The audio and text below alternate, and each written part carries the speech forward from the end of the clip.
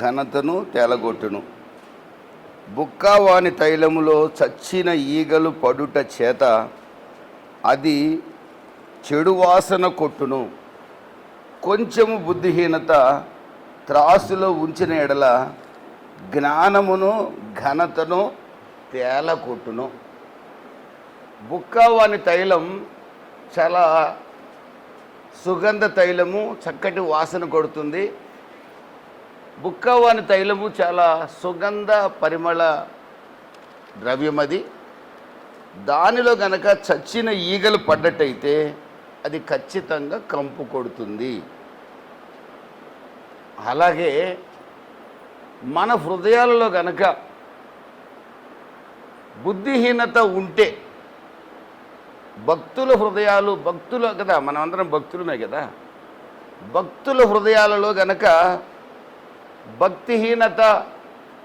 భక్తుల హృదయాల్లో గనక భక్తిహీనత లేదా బుద్ధిహీనత, దాన్ని మూర్ఖత్వం అని కూడా అంటారు. వాడు ఖచ్చితంగా చెడిపోతాడు, వాడు ఆశీర్వాదానికి అర్హుడు కాదు, అతడు దేవుని రాజ్యానికి వారసుడు కాడు, అతడు దేవుడికి ఇష్టడుగా ఉండలేడు. ఈ రోజున ప్రభువైన యేసుక్రీస్తును నమ్ముకున్న వారిలో మూర్ఖత్వం ఉంది, నమ్ముకోని వారిలో మూర్ఖత్వం ఉంది. నమ్ముకున్నామని చెప్పి భక్తిగా కనబడే వారిలో కూడా మూర్ఖత్వం ఉంది. 3 రకాల మూర్ఖులను మనం చూడొచ్చు. ఒకటి నమ్మని మూర్ఖుడు, ఒకడు నమ్మిన మూర్ఖుడు, ఒకడు నమ్మి సేవ చేస్తున్న మూర్ఖుడు. నమ్మానని చెప్తూ ఇలా విశ్వాసులుగా, ఇలా సేవకులుగా ఉన్న మూర్ఖుడు.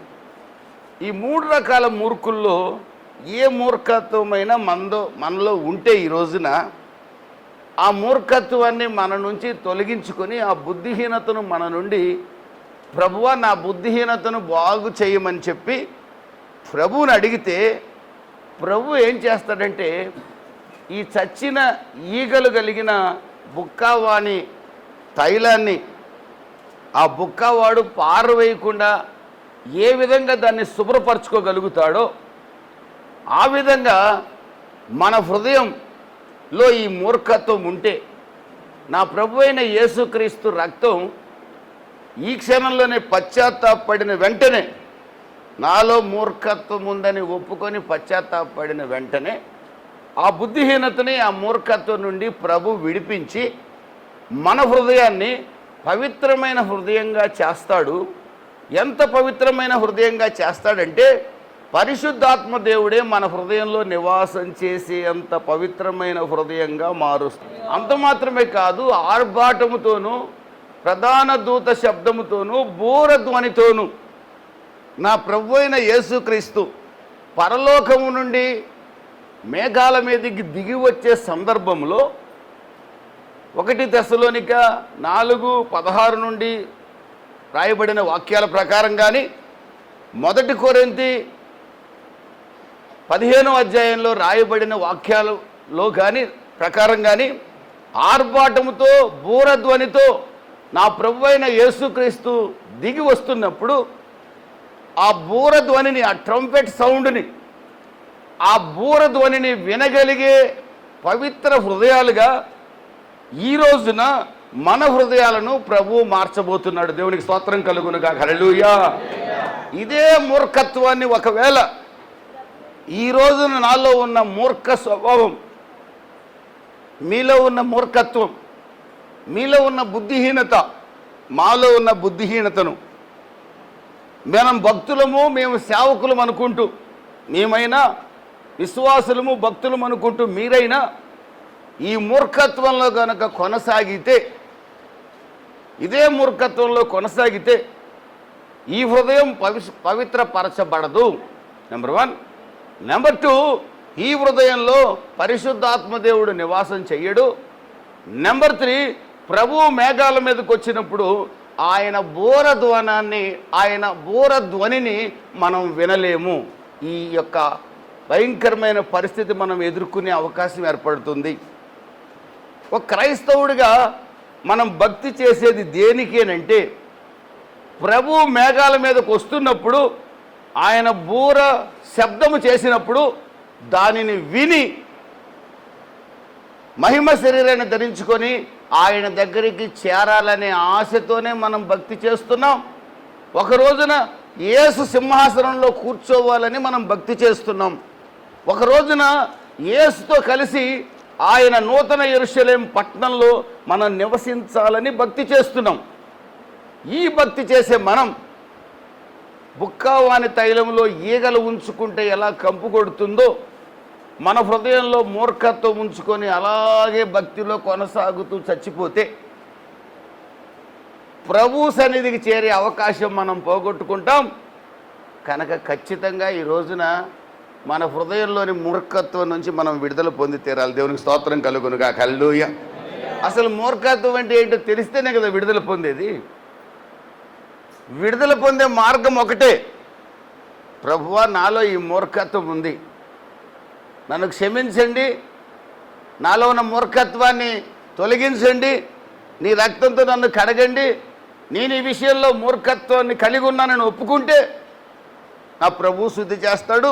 యేసుక్రీస్తు రక్తం ఎప్పుడు కూడా ఎంత ఘోర పాపిని క్షమిస్తుంది. 1 యోహాను 1:9-10 ప్రకారం మన పాపములు మనం ఒప్పుకొని ఎడల యేసు నమ్మదగిన వాడు, నీతిమంతుడు గనక సమస్త దుర్నీతి నుండి మనల్ని పవిత్రునిగా చేస్తాడు.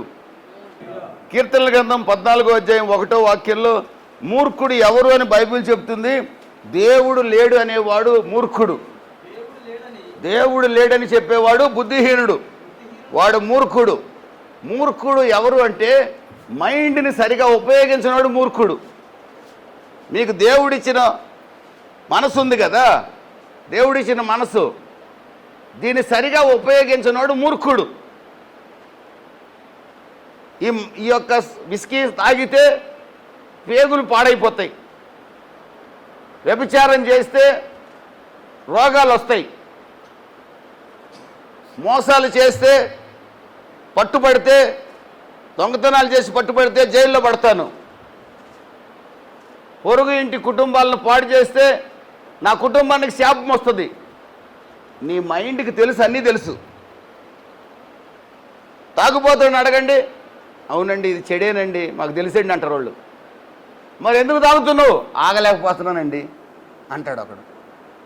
అంటే వాడు మైండ్ని సరిగా ఉపయోగించుకోకుండా వాడి మైండ్ని మూర్ఖత్వం పట్టేసింది. మూర్ఖత్వానికి నాయకుడు ఎవరంటే సాతానుగాడు. సాతానుగాడు వాడు మైండ్ని పట్టేసి తప్పని వాడికి తెలుస్తున్నా చేస్తూనే ఉన్నాడు. మైండ్ని సరిగా ఉపయోగించుకోకపోవడమే మూర్ఖత్వం. ఇక్కడున్న మీరు మీ మనసుని ఎలా ఉపయోగిస్తున్నారు? మీ కుటుంబాలకి నష్టం కలగజేసే విధంగా వాడుతున్నారా? దేవునికి అవమానం తెచ్చే విధంగా వాడుతున్నారా మీ మనసుని? మీ మనసుని ఎప్పుడు కూడా దేవునికి అవమానం తెచ్చే విధంగా మీరు వాడకూడదు. దేవునికి స్తోత్రం కలుగును గాక. దేవుడు అనేవాడు బుద్ధిహీనుడు, వాడే మూర్ఖుడు. ప్రియమైన దేవుని బిడ్డలారా, దేవుడు ఉన్నాడు, ఆ విషయం అందరికీ తెలుసు. ఈ సృష్టిని చూస్తే దేవుడు ఉన్నాడని మనకు అర్థమవుతుంది. ఇది ఎలా కలిగిందంటే ఒకడు అంటాడు అలా కలిగింది ఇలా కలిగింది, సైంటిస్టులు చాలామంది చెప్పారు. నాలాంటి వాడు ఒకడు అడిగాడు, సైంటిస్ట్ ఏమంటాడంటే ఇదిగో ఈ చిన్న దాని నుంచి అంతా కలిగింది అన్నాడు. నేనన్నాను అసలు ఈ చిన్నది ఎక్కడి నుంచి కలిగింది అన్నా. నేను ఒక చిన్న నలుసులో నుంచి సృష్టి అంతా వచ్చింది అన్నాడు ఒక ఆయన. బాగానే ఉంది, ఆయన చెప్పిందంతా పద్ధతిగా ఉంది. ఫైనల్గా నాకు వచ్చిన డౌట్ ఏంటంటే అసలు ఈ చిన్న నలుసు ఎక్కడి నుంచి వచ్చింది అన్నాను నేను. తెలియదు. అది దేవుడే సృష్టించాడు. చప్పట్లు కొట్టి ప్రభు నామాన్ని కనపరుచుకున్నాడు. ఈ సృష్టినంతా దేవుడే చేశాడు. కోతి నుంచి మనిషి రాలేదు, కోతులు మనుషులుగా మారలేదు, కోతి ఇంకొక దాని నుంచి కోతి రాలేదు. ఎంత అబద్ధం. ఇలాగ ఒక ఆయన సిద్ధాంతాన్ని ప్రతిపాదించాడు, డార్విన్ అనే ఆయన. అసలు దీనికి మూలం ఏంటి అని అడిగాడు ఒకడు. కరెక్టే, ఇంత చెప్పావు కదా, స్టోరీ బాగుంది, ఇంత పుస్తకం, అసలు మొదలు ఎక్కడ? దీనికి నువ్వు చెప్పిన ఈ చిన్నది ఎక్కడ ప్రారంభమైంది? శూన్యంలో నుంచి అయితే ఏం జరగదు కదా నువ్వు చెప్పిన పద్ధతి ప్రకారం. మా దేవుడు అయితే శూన్యంలో నుంచి సృష్టి చేశాడు. దేవుడు, మా దేవుడు అని కాదు, దేవుడు శూన్యంలో నుంచి సృష్టి చేశాడు. శూన్యంలో నుంచి జరగలేదు, చిన్న కణం నుంచి అన్నీ వచ్చాయని నువ్వు చెప్పావు. ఈ కణం ఎక్కడిది అని అడిగితే సమాధానం లేదు. సృష్టికర్త దేవుడు, దేవుడు మాత్రమే లోకాన్ని సృష్టించాడు. దేవుడు లేడనేవాడు బుద్ధిహీనుడు. దేవుడు ఈ సృష్టి అంతా కూడా కనపడతా ఉంది. ఒక్కోసారి మనకు ఆశ్చర్యం వేస్తుంది, ఇది ఎలా కలిగింది, ఇది ఎలా జరిగింది అనిపిస్తుంది. అదే దేవుడు అంటే. కాబట్టి దేవుడు లేడని మైండ్ని సరిగా ఉపయోగించిన వ్యక్తి మూర్ఖుడిగా బైబిల్ చెప్తుంది. దేవునికి స్తోత్రం కలుగును గాక. ఒక వ్యక్తి అంటాడు దేవుడు ఉన్నాడంటే గుర్తు, మరో గుర్తు ఏంటో తెలుసండి, తాగుబోతులు తిరుగుబోతుల్ని మారుస్తున్నాడు దేవుడు. మనం ఆరాధిస్తున్న దేవుడు సజీవుడు అంటానికి రుజువు నాలాంటి వాడు మార్పు చెందాడు. ఘోరమైన పాపంలో ఉన్న నేను మార్పు చెందాను. ఈరోజు దేవునికి సాక్షిగా బతుకుతున్నాను, మీరు కూడా అలాగే బతుకుతున్నారు. మీరు ఒకప్పుడు ఎవరు? చాలా చెడు కార్యాల్లో ఉన్న వ్యక్తులు కొంతమంది ఉన్నారు ఇక్కడ. మీరు కూడా ఒకప్పుడు ఇష్టానుసారంగా నోరు ఉపయోగించేవాళ్ళు. దేవుణ్ణి నమ్ముకున్నాక మీరు చాలా జాగ్రత్తగా మాట్లాడుతున్నారు. ఒక ఊర్లో నా తాగుబోతు జీవితాన్ని మార్చిన దేవుణ్ణి నేను ప్రకటిస్తున్నానని ఆ సాతాను 2000 దయ్యాల నుంచి విడిపించబడిన వాడు 10 గ్రామాల్లో సువార్త ప్రకటించినట్టుగా ఒక తాగుబోతు తన గ్రామాలంతట్లో సువార్త ప్రకటిస్తున్నాడు. ఒక పెద్ద యూనివర్సిటీలోకి ఒక పెద్ద ప్రొఫెసర్ వచ్చాడు. అతడు దేవుడు లేడు అని చెప్పడానికని వచ్చాడు. వేల మంది స్టూడెంట్స్ వింటున్నారు. దేవుడు లేడు, ఎందుకు లేడు, చాలా చాలా చాలా ఉదాహరణలు చూపిస్తున్నాడు ఆయన. అన్నీ నిజమే, ఆయన చెప్పేది అంతా నిజమే, వినడానికి అంత నిజమే. దేవుడు లేడనే మాట అంత నిజమే, ఆయన చెప్పేది అంతా కూడా. ఈ కొబ్బరి నూనె ఉంది, తయారు చేయకుండా అయిందా, ఎట తయారైంది, పలానా దగ్గర నుంచి తయారైంది, చెట్టు నుంచి కాయ, కాయ నుంచి నూనె అని చెప్పాడు. అంత నిజమే, ఎవడు కాదంటలే దాన్ని. ఫైనల్గా దేవుడు లేడని తేల్చేశాడు. అందరూ కామ్ అయిపోయారు. క్రిస్టియన్ యూనివర్సిటీ అది, కాలేజ్ అది. ఆ తర్వాత అక్కడికి తాగుబోతు కన్వర్ట్, ఒక ఏదో మీటింగ్ జరుగుతుందంట, ఒక ప్రొఫెసర్ వచ్చాడంట, దేవుడు ఉన్నాడనో లేడనో చెప్తున్నాడంట అని ఏదో తెలుసుకున్నాడు. చదువు కొద్దిగా తక్కువ ఉన్నాడు. తెలుసుకొని పర్మిషన్ తీసుకొని ఆ వాచ్మెన్ దగ్గర లోపలికి వచ్చేసాడు. గంట సేపు అతను లెక్చర్ ఇచ్చాడు. అందరూ బ్రహ్మాండంగా వింటున్నారు. ఒక్కడ ఎదురు మాట్లాడినాడు లేడు. ఆయన స్టేజ్ మీద కూర్చొని ఎనీ డౌట్స్ అన్నాడు. ఎవడు డౌట్ అడగట్లా, ఎందుకంటే ఎవడికి దేవుడు ఉన్నాడని చెప్పగలిగేవాడు అక్కడ ఎవడు లేడు. అంటే హృదయాలు మారినోడు ఎవడు లేడు. హృదయాలు మారినోడు ఉంటే కదా సవాల్ చేయగలడు. నా జీవితాన్ని దేవుడు మార్చాడురా, దేవుడు ఉన్నాడురా అని అనగలను నేను. సరే అందరూ మాకెందుకులే అనుకున్నారని పెద్ద చదువురు అయిపోయా. బాగా చదువుకున్నాడు, ఎవడు మాట్లాడగలడు, ప్రపంచంలో పేరున్న ఆయన. ఈ మోటోడు కన్వర్టెడ్ వెళ్ళాడు. తన దగ్గర ఒక యాపిల్ ఉంది, యాపిల్ ఎనీ డౌట్ అన్నాడు. ఇతను యాపిల్ ఎత్తి చూపించాడు. ఏంటి యాపిల్ ఎత్తి చూపిస్తున్నావు అన్నాడు. ఏమి లేదండి, మీరు చదువుకున్నాడు, నేను చదువు రానోడిని, నా చేతిలో ఉన్న యాపిల్ ఏ రుచి ఉంది, పుల్లగుందా, తీయగుందా, చేదుగుందా, ఏంటి నువ్వు చెప్పాలన్నాడు. నీ చేతిలో ఉన్న యాపిల్ రుచి నేనటి చెప్పగలను అన్నాడు ఆయన. నువ్వు చెప్పాల్సిందే, తప్పదో, నీకు అన్నీ తెలుసుగా అన్నాడు. నేను చెప్పలేను అన్నాడు. ఒరే బుద్ధులేనాడా, నేను దేవుడిని రుచి చూసి తెలుసుకున్నాను. చప్పట్లు కొట్టి ప్రభు నామాన్ని కనపరచండి. హల్లెలూయా. దేవుడెవరో నేను రుచి చూశాను.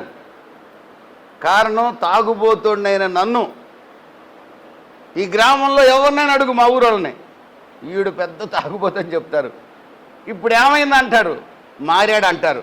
ఎవరు మార్చారని అడుగు మా ఊరోళ్ళని, ఈయన యేసుప్రభు మార్చాడంట, సువార్త చెప్తున్నాడు ఈడు మాకు అంటారు వాళ్ళు. నేను పత్రికలు కూడా పంచుతున్నా. ఈగో నా జీవితాన్ని మార్చిన యేసు ఎవరో నాకు తెలుసు. ఆయన రుచి నేను చూశాను. ఆయన పుల్లగుంటాడో, తీయగుంటాడో, చేదుగుంటాడో నాకు తెలుసు. నీకు ఈ యాపిల్ రుచే తెలీదు, యేసు రుచి నీకు ఎట్ట తెలుసురా అని అడిగాడు. అంతే. అప్పటిదాకా నోరు మూసుకున్న వాళ్ళందరూ కుర్రోళ్ళు చప్పట్లు కొట్టారు. దేవునికి స్తోత్రం కలుగునుగా. హల్లెలూయా. యేసు ప్రభువుని రుచి చూడకుండా వాడు మాట్లాడే మాట మూర్ఖుడు. యేసు ప్రభువుని నమ్ముకొని ఏం మాట్లాడని వాళ్ళు వీళ్ళు మూర్ఖులు. వీళ్ళు భక్తులే కదా, వీళ్ళు మూర్ఖులే. నమ్ముకున్నారు కానీ యేసుని గణపరచని వాళ్ళు మూర్ఖులు. ఎవడు బుద్ధిమంతుడు? యేసుని నమ్ముకొని ఆయన్ని ఘనపరిచేవాడు బుద్ధిమంతుడు. చప్పట్లు కొట్టి ప్రభు నామాన్ని కనపరచండి. మీరు బుద్ధిమంతులుగా ఉండాలి, మూర్ఖులుగా ఉండకూడదు. మీ భర్త దగ్గర ప్రభువుని కనపరచాలి, మీ భార్య దగ్గర ప్రభువుని కనపరచాలి, మీ బంధువుల మధ్య ప్రభువుని కనపరచాలి, మీ ఉద్యోగాల్లో ప్రభువుని కనపరచాలి. ఎలా కనపరచగలరు? ప్రభువుకు మాదిరి మీరు బతకాలి. మీ మాట మార్పు, మీ ప్రవర్తన మార్పు, మీ చేతల మార్పు, మీ చూపుల మార్పు. మీ మార్పును గమనించిన వాళ్ళు మిమ్మల్ని బుద్ధిమంతులు అంటారు. దేవునికి స్తోత్రం కలుగును కాక. హల్లెలూయా. ఒక 8th క్లాస్ చదివే అమ్మాయి తల్లిదండ్రులు ఇద్దరిని రక్షణలోకి నడిపించి మందిరాన్ని తీసుకొస్తే పాస్టర్ గారు అడిగాడంట, మీ ఆత్మీయ తల్లిదండ్రులు ఎవరైనా అడిగాడంట ఆ తల్లిదండ్రుల్ని. మా ఆత్మీయ తల్లిదండ్రులు నా కూతురే అన్నారంట. ఎంత కూతురు వయసు ఎంత? 8వ తరగతి చదువుతుంది. 8వ తరగతి చదివే అమ్మాయి సువార్త చెప్పి తల్లిదండ్రులు మార్చింది. ఎలా? ఆ తండ్రికి 3 అన్నలు ఉన్నారు. ఆ అన్నలకు కూడా 2 పిల్లలు ఉన్నారు. ఆ పిల్లలు కాదు, పిడుగులోళ్ళు. 300 రూపాయల గౌన్ కొనిస్తే ఆ రోజుల్లో ఒప్పుకోరు. నాకు 1000 రూపాయల గౌన్ కావాలంటారు. నాకు 1500 తక్కువ డ్రెస్ కుదరదంటారు. వాళ్ళ అమ్మ కొద్దిగా గిన్నె తెచ్చి ఇవ్వమంటే నేను బిజీగా ఉన్నా, నేను రానంటారు. కానీ ఈ అమ్మాయి వాళ్ళ నాన్న 500 డ్రెస్ కొనియగలడు. డాడీ ఎందుకు వేస్ట్, నేను కొద్దిగా పెద్ద అవుతాను కదా, మళ్ళీ నాకు సైజు సరిపోదు కదా, అందుకని 300లో చాలే. వాళ్ళ అమ్మని, అమ్మ ఏమైనా హెల్ప్ చేయాలా, నేను స్కూల్కి పోవడానికి ఇంకా టైం ఉంది కదా, వాళ్ళ అమ్మకి హెల్ప్. వాళ్ళ నాన్నకి పొలం పనికి వెళ్తుంటే అవి ఇవి అందించటం. వాళ్ళ అన్నలు కూర్చొని, అరే ఈ పిల్లలు మూర్ఖులు అవుతున్నారా రోజుకి అని అన్నదమ్ములు 4 కూర్చున్నప్పుడు, మా పిల్లలు మరీ మూర్ఖులు అవుతున్నారా, చెప్పిన మాట వింటలేదు, వీళ్ళు పెద్దయ్యాక చేతికి వస్తారో లేదో అని అన్నలు మాట్లాడుకుంటున్నారు. మా అమ్మాయి అట్ట కాదు అన్నయ్య, మళ్ళీ వాళ్ళ అమ్మకి హెల్ప్ చేస్తుంది, నాకు సహాయం చేస్తుంది, బాగా చదువుతుంది, క్లాసులో స్కూల్లో ఫస్ట్ వస్తుంది. నువ్వు అదృష్టవంతుడురా, నీ కూతురు మొత్తం మీద అదృష్టవంతులైన కూతుర్ని కన్నావురా అంటున్నారు. వాళ్ళు అసలు సంగతి తెలియదు వాళ్ళకి. ఒక రోజున వాళ్ళ నాన్నగారు అడిగారంట, మీ పెద్దనాన్న పిల్లలేమో 1000 రూపాయల డ్రెస్ని 1500 డ్రెస్ కావాలంటారు, నువ్వు నేను 500 కొనిస్తానంటే 300 చాలంటావు. వాళ్ళేమో సెల్ ఫోన్ చూసుకుంటా, వాళ్ళ అమ్మ ఏమన్నా పని చెప్తే అసలు టిఫిన్ కూడా మంచం కడికే తెమ్మంటున్నారంట. నువ్వేమో అమ్మకి హెల్ప్ చేస్తున్నావు, ఏంటి నీలో ఈ గుణాలకు కారణం ఏంటి పాప, ఏంటి ప్రత్యేకత కనపడుతుంది నీలో అని వాళ్ళ నాన్నకి అమ్మకి ఎందుకో డౌట్ వచ్చి ఒకరోజు నిలబెట్టారు. అప్పుడు తన పుస్తకంలో ఉన్న కొత్త నిబంధన గ్రంథం తీసిందంట. చప్పట్లు కొట్టి ప్రభు నామాన్ని కనపరిచింది. వీళ్ళ కులం వేరు, చర్చికి పోరు వీళ్ళు, అంటే వాళ్ళ ప్రాంతం నుంచి చర్చికి వెళ్ళేవాళ్ళు ఎవరు లేరు. కొత్త నిబంధన చూస్తానే వీళ్ళకి షాక్ అయ్యి మళ్ళీ కులం గుర్తుకొచ్చింది వీళ్ళకి. ఏయ్ అది చదువుతున్నావా, కోప్పడబాకండి, ఈ గ్రంథమే నన్ను ఇలా మార్చింది అన్నదంట. దేవునికి స్తోత్రం కలుగునుగా. ఎందుకు తల్లి కొద్దిగా తెలివి గలదు కనుక చెప్పనేయండి, అరవబాకండి, చెప్పనేయండి అమ్మాయి అని అన్నదంట. అప్పుడు చెప్పిందంట, నా ఫ్రెండ్ ఉంది ఒక అమ్మాయి, 5 సంవత్సరాలు బట్టి చిన్న వయసు నుంచే నా క్లాస్మేటు, మీకు తెలుసు కదా, మన ఇంటికి ఎప్పుడు నేను తీసుకురాలా, మీరు కోపపడతారని. నా ప్రియమైన దేవుని బిడ్డలారా, ఆ బిడ్డ కొన్ని మాటలు వాళ్ళకి చెప్పినప్పుడు, ఇంకా ఏం చెప్పాడు మీ పాస్టర్ అన్నాడు వాళ్ళ నాన్న, భార్య నీ భర్త చాలా ప్రేమగా చూసుకోవాలి నాన్న, నువ్వు అమ్మని కనీసం నెలకోసారి 2 నెలలకోసారి కొట్టడం నేను చూశాను అన్నది ఆ పిల్ల. మా పాస్టర్ గారు తప్పని చెబుతున్నాడు, నువ్వు పాపం చేస్తున్నావు అన్నది. అమ్మ నువ్వు కూడా నాన్న ఇష్టం వచ్చినట్టు విసిగిస్తున్నావు, అది కూడా తప్పే, నాన్న చెప్పినట్టు నువ్వు వినాలి కదా. ఈ మాటలకు వాళ్ళు ఆశ్చర్యపోయారు. సరే మీ పాస్టర్ని చూస్తాం పదని సంఘానికి వచ్చారు. వాళ్ళ నాన్న ఆ పాస్టర్ గారు అనుకున్నాడు, అమ్మో వచ్చారు, ఊళ్ళో వాళ్ళు వచ్చినారు, ఏమన్నా నన్ను ఏమన్నా అంటారేమో అనుకున్నాడు. పాప మా రోజుల్లో భయం కదండి. ఏమండి అని వందనాలు పెట్టాడు పాస్టర్ గారు.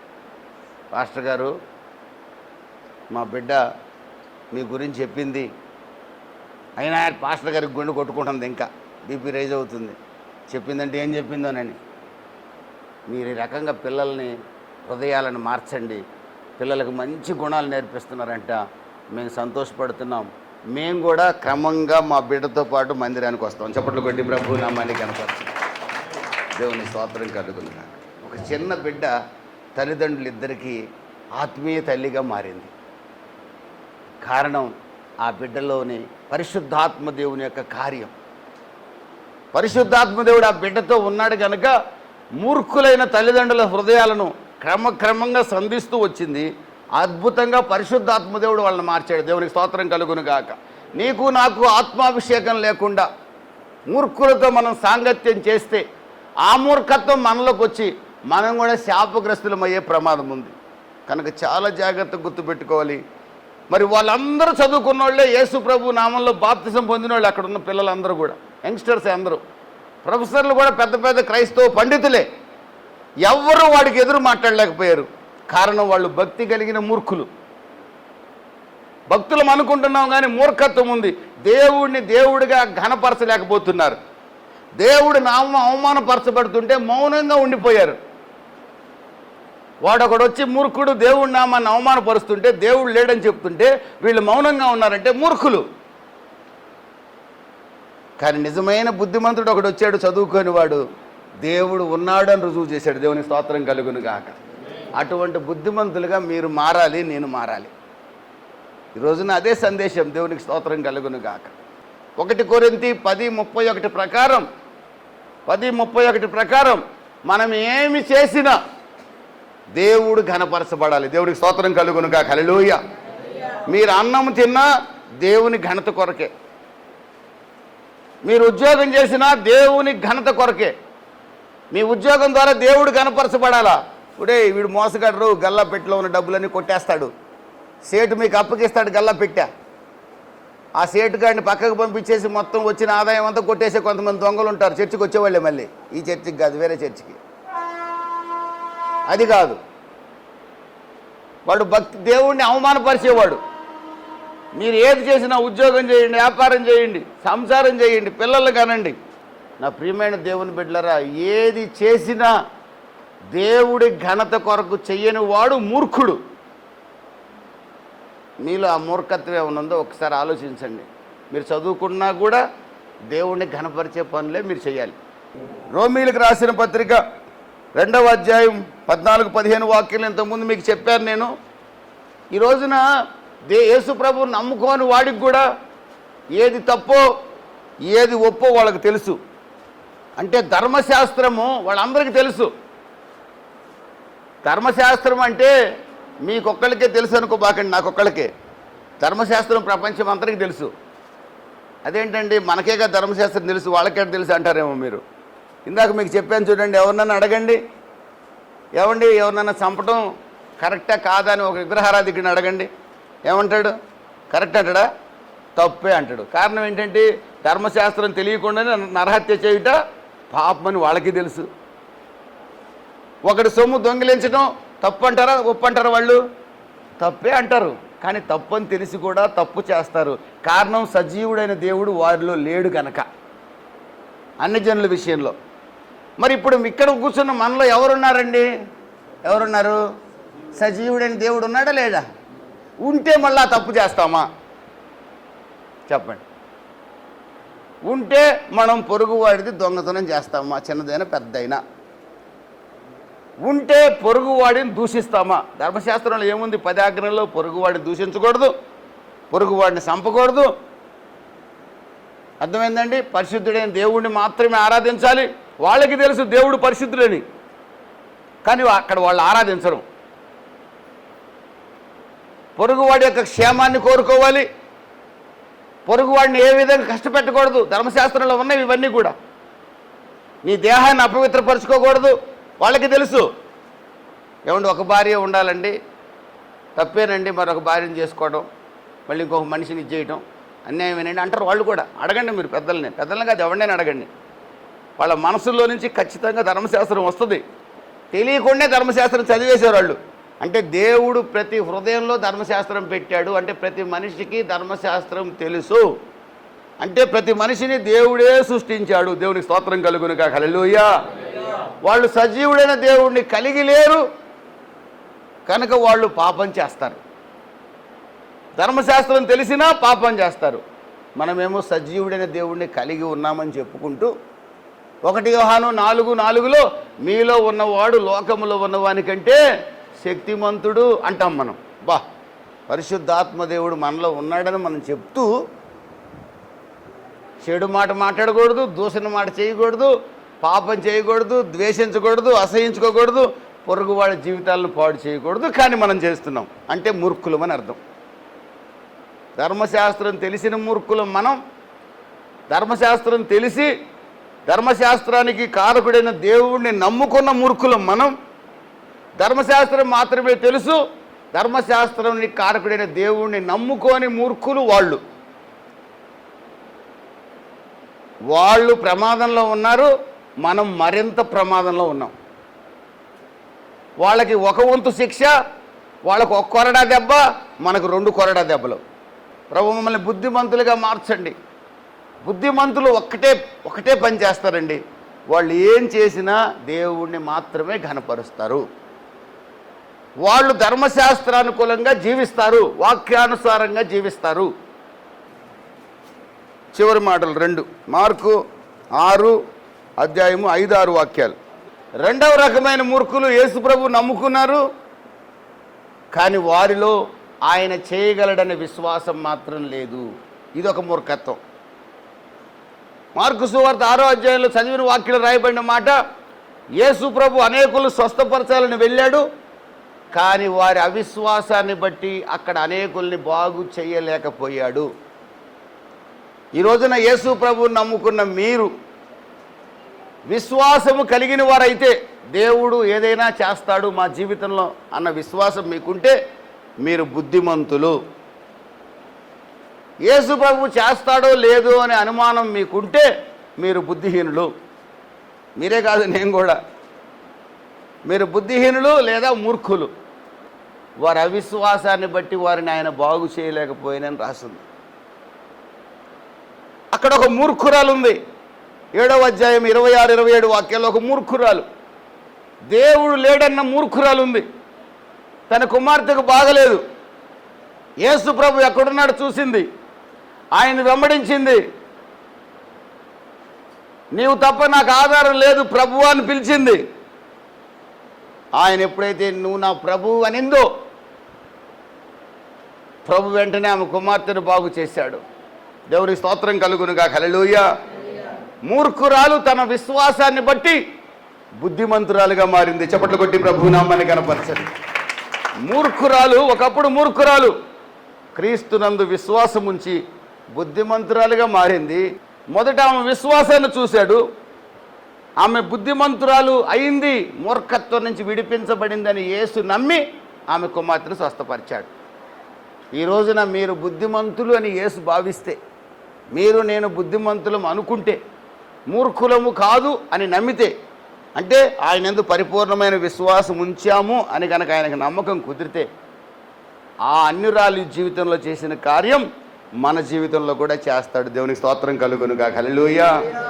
అననీయ సప్పీరాలు ఉన్నారు, దేవుణ్ణి నమ్ముకున్నారు, దేవుడు కానుకిద్దామనుకున్నారు. వాళ్ళు ఇంత ఇవ్వమని దేవుడు చెప్పలా, అంతా ఇవ్వమని కూడా దేవుడు చెప్పలా. వాళ్ళే అనుకున్నారు అంతా ఇచ్చేద్దామని. అంతా ఇద్దామనుకున్న తర్వాత కూడా నేను సగం ఉంచుకుంటానంటే దేవుడు ఏమనడు. దేవుడు ఏమనడండి. ఇక్కడ జరిగింది ఏంటంటే, వాళ్ళు వచ్చారు, వచ్చినప్పుడు పేతురు ఏమన్నాడంటే ఇంతకీ అమ్మారా అన్నాడు. ఆయనకేం తెలుసు? బైబిల్ చెప్పే మాట ఏంటంటే మత్తయి సువార్త 5వ అధ్యాయము, మీ మాట అవునంటే అవును, 2 మాటలు, తేడా ఉందంటే మాత్రం మూర్ఖుడివే. అవునంటే అవును, కాదంటే కాదు, తేడా చేస్తే మూర్ఖుడివే. దేవుణ్ణి నమ్ముకున్న మూర్ఖుడు మనం. ఎరా వస్తావా రావా? వస్తా రాను, అంతే, 2 మాటలు. అంతకు మించింది మూర్ఖత్వం. వద్దామనుకుంటున్నాను కానీ అదేదో కానీ ఇదేదో కానీ గూని పెట్టద్దు. గూని పెడితే వంగిపోతుంది, గూని ఉన్నట్లు లెక్క.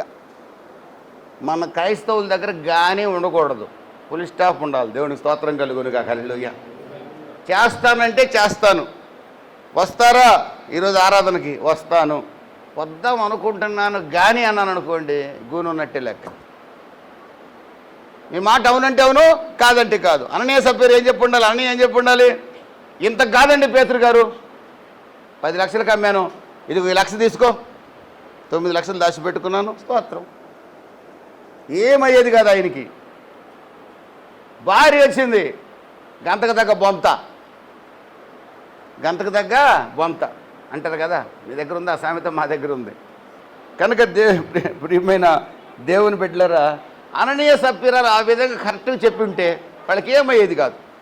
కాబట్టి వీళ్ళు ఎవరంటే అవునంటే అవును, కాదంటే కాదు కాకుండా ఉన్నది ఉన్నట్టు మాట్లాడని మూర్ఖులు వీళ్ళు. దేవుడిని నమ్ముకున్నారు, ఉన్నది ఉన్నట్టు మాట్లాడరు. ఆ మూర్ఖత్వం కూడా మీలో ఏమైనా ఉందా? చివరిగా ఒక మాట చెప్తాను. 1 కొరింథీ 9వ అధ్యాయంలో ఒక మాట ఉంది. అపోస్తులైన పౌలు గారు నన్ను నేను నలగొట్టుకుంటున్నాను అంటున్నాడు. అపోస్తుల కార్యాలు 9వ అధ్యాయంలో నేను అనేకులకు బోధించి, చివరిలో ఉంటుంది, భ్రష్టుడనైపోదునేమోనని నన్ను నేను నలగగొట్టుచున్నాను. పందెపు రంగమందు పోరాడువాడు బహుమానం పొందాలని అన్ని విషయాల్లో మితంగా ఉంటాడు. నేను కూడా మితంగా ఉండటానికి ప్రయత్నిస్తున్నాను. ఇంత బోధించి నేను ఎక్కడ భ్రష్టుడనవుదునేమోనని నా శరీరమును నేను నలగొట్టుకుంటున్నాను అన్నాడు పౌలు గారు. శరీరాన్ని నలగొట్టుకోకుండా ప్రార్థన ద్వారా, వాక్య ధ్యానం ద్వారా, శరీర ఆశల్ని జయించడం ద్వారా, నేత్రాశని జయించడం ద్వారా, ఉండగలిగితే ఉపవసించి ప్రార్థన చేయడం ద్వారా, నేను పెద్దగా ఉపవాసాలు ఉండలేను కానీ ఉపవసించి ప్రార్థన చేయడం ద్వారా ఉండగలిగితే నలగొట్టుకొని, దాని ద్వారా ఏమవుతుందంటే ఈ శరీరాన్ని దేవునికి లోబర్చుకోగలుగుతాం. కోరికలు, శరీర సంబంధమైన కోరికలు అణుచుకోగలుగుతారు. స్త్రీలైనా పురుషులైనా శరీర సంబంధమైన కోరికలు, సాతాను సంబంధమైన కోరికలు అణుచుకోగలుగుతారు, వాటిని నలగొట్టుకోగలుగుతారు. శరీరమందు శ్రమపడిన వాడికి పాపము జోలి ఉండదని బైబిల్ చెప్తుంది. ఎవడైతే శరీరమందు ఎక్కువ శ్రమలు అనిపిస్తాడో వాడు పాపం చేయడానికి పెద్దగా ఇష్టపడ్డట. పాపం అంటే వాళ్ళకి అసహ్యం వేస్తుంది ఒక దశలో. అలాగా నేను నలగొట్టుకుంటున్నాను అంటున్నాడు పౌలు గారు. ఎందుకు నలగొట్టుకుంటున్నావంటే నేను బుద్ధిమంతుడిని కాబట్టి, దేవుని రాజ్యంలో చేరాలి కాబట్టి, నేను నలగొట్టుకోకపోతే ఎక్కడ నేను సువార్త చెప్తున్నప్పుడు ఏ విధంగా పడిపోతానో నాకు తెలియదు కనుక, అది ఏ విధంగానే పడిపోవచ్చు. మేము నలగొట్టుకోకపోతే మూర్ఖులం, నలగొట్టుకుంటే బుద్ధిమంతులం. ప్రార్థించే మీరు నలగొట్టుకుంటే బుద్ధిమంతులు అవుతారు. ప్రార్థించే మీరు మీ శరీర ఆశల్ని జయించలేకపోతే మూర్ఖులు అవుతారు. మూర్ఖులైతే పడిపోతారు, మూర్ఖులైతే అపరిశుద్ధులు అవుతారు, మూర్ఖులైతే ప్రభువు రాకడలో ఎత్తబడ్డరు.